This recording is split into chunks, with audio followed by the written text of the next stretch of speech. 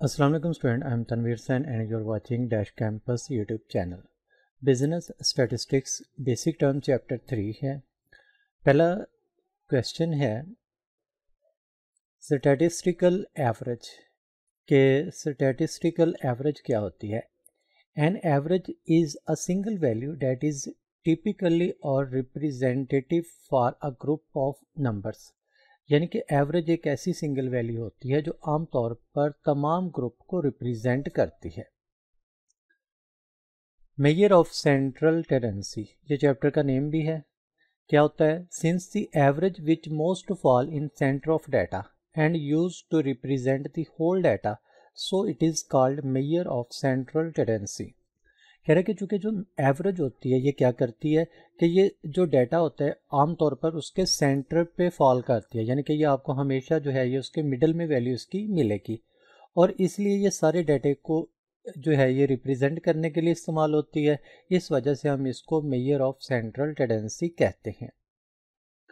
Types of average, average की जो types हैं, अरिथमेटिक मीन होता है, ज्योमेट्रिक मीन होता है, हार्मोनिक मीन होता है, मीडियन और मॉड होता है। क्या होते हैं इनके बारे में हम डिटेल में पढ़ेंगे। करेक्टरिस्टिक्स ऑफ गुड एवरेज, एक अच्छी एवरेज जो होती है उसमें क्या खसूसियात होती हैं। नंबर 1, इजी टू कैलकुलेट, उसको कैलकुलेट करना आसान होता है। इजी टू अंडरस्टैंड, उसको जो समझना आसान होता है। Based on values of A data, ये डाटे की जो वैल्यू होती है उसके ऊपर मबनी होती है, उसकी बुनियाद पर होती है।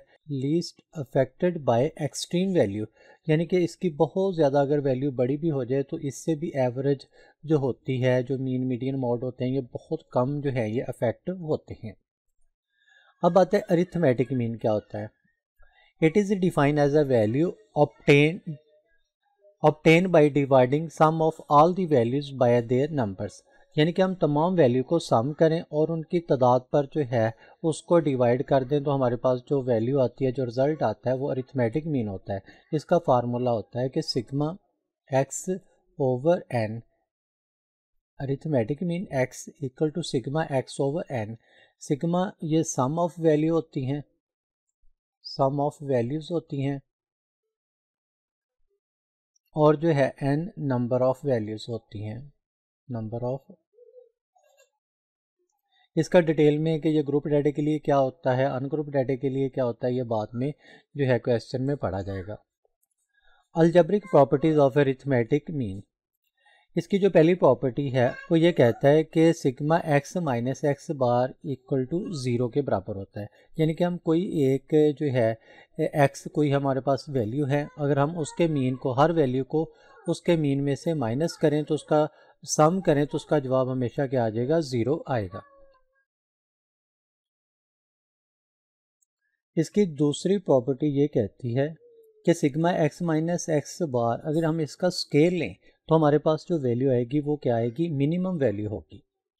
तीसरी इसकी प्रॉपर्टी कहती है कि अगर हम कोई, हमारे पास एक लीनियर इक्वेशन है, कोई एक फंक्शन है जो कि y equal to a x plus b है, तो अगर हम उसका जो है ये बार कर लें, यानी कि x वैल्यू का बार कर लें, यानी कि उसका मीन कर लें, और इस सारी इक्वेशन को हल करें तो वो y बार यानी कि y के मीन के बराबर आ जाएगी। एडवांटेजेस ऑफ अरिथमेटिक मीन, किसके क्या फ़ायदे क्या होते हैं। Number 1, simple to understand and calculate, इसको समझना भी आसान होता है और इसको कैलकुलेट यानी इसको जमा मनफी करना भी जो है ये आसान होता है।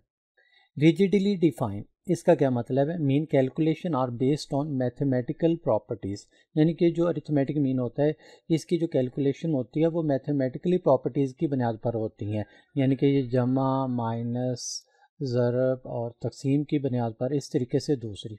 And no scope for misinterpretation, और उसमें इसमें जो गलती का इम्कान होता है वो बहुत कम होता है। फिर आ जाता है median, the most middle value of the arrange data, यानी कि हम डाटे को अरेंज कर लिया और उसकी जो मोस्ट मिडल वैल्यू है वो क्या आ जाती है, हमारे पास मीडियन आ जाती है। लेट्स सपोज के हम कहते हैं 1 2 3 4 5, इसकी मोस्ट, ये टू वैल्यू को यहाँ से क्रॉस कर दिया, टू को इधर, टू वैल्यू इधर से क्रॉस कर दी तो ये इसकी मिडल वैल्यू आ जाती है। तो ये इसका क्या है, ये इसका मीडियन है। इसका भी स्टूडेंट ग्रुप और अनग्रुप दोनों का होता है, ये हम डिटेल में पढ़ेंगे। एडवांटेजेस ऑफ ए मीडियन क्या होता है? Simple to understand and easy to calculate. इसका भी एडवांटेज ये होता है कि इसको समझना भी आसान होता है और इसको कैलकुलेट करना भी आसान होता है। Not affected by extreme observation, अगर हम बहुत ज़्यादा ऑब्जर्वेशन ले लें तब भी जो है ये मीडियन अफेक्ट नहीं होता। पॉसिबल टू लोकेट ग्राफिकली, कि हम इसको ग्राफिकली भी लोकेट कर सकते हैं, यानी कि इसके जो है मीडियन को हम आसानी से जो है ये ग्राफिकली रिप्रेजेंट कर सकते हैं, जैसे कि हम चैप्टर नंबर 2 में पढ़ चुके हैं।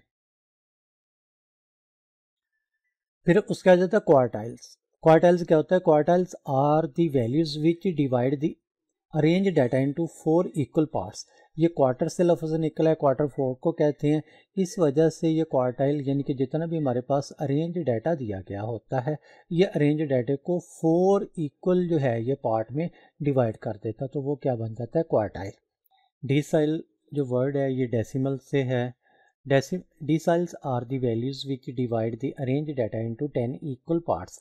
यानी कि डिसाइल एक ऐसी वैल्यूज़ होती हैं जो अरेंज डाटा को क्या करती हैं?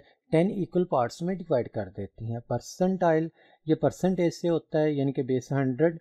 Percentiles are the values which divide the arrange data into 100 equal parts. ये 100 इक्वल पार्ट्स में जो है ये डिवाइड कर देती हैं। मॉड क्या होता है? मोस्ट रिपीटेड और a most common value in set of data is mod. यानी कि हमारे पास जो डाटा दिया है इसमें जो सबसे ज़्यादा कॉमन वैल्यू है वो क्या आ जाएगी? मॉड आ जाएगी। लेट्स सपोज कि यहाँ पर 1 है, 2 है, 3 है, 4 है और फिर 4 है और फिर 4 है और फिर 5 है। अब जो कि स्टूडेंट इसमें 4 जो है ये 3 टाइम आ गया, तो इसका मॉड क्या आ जाएगा? 4 आ जाएगा। बायमॉडल डिस्ट्रीब्यूशन क्या होता है? A distribution having a 2 modes is called bimodal distribution. यानी कि ये हमारे पास 2 इसमें चूँकि मॉड होते हैं, ये ऊपर वाले एग्जांपल में, तो यहाँ पर अगर यानी कि हम इसमें एक और 2 लिख लें, तो यहाँ पर 2 भी 3 टाइम आया हुआ है और 4 भी 3 टाइम हुआ है, तो ये एक बायमॉडल डिस्ट्रीब्यूशन बन जाता है।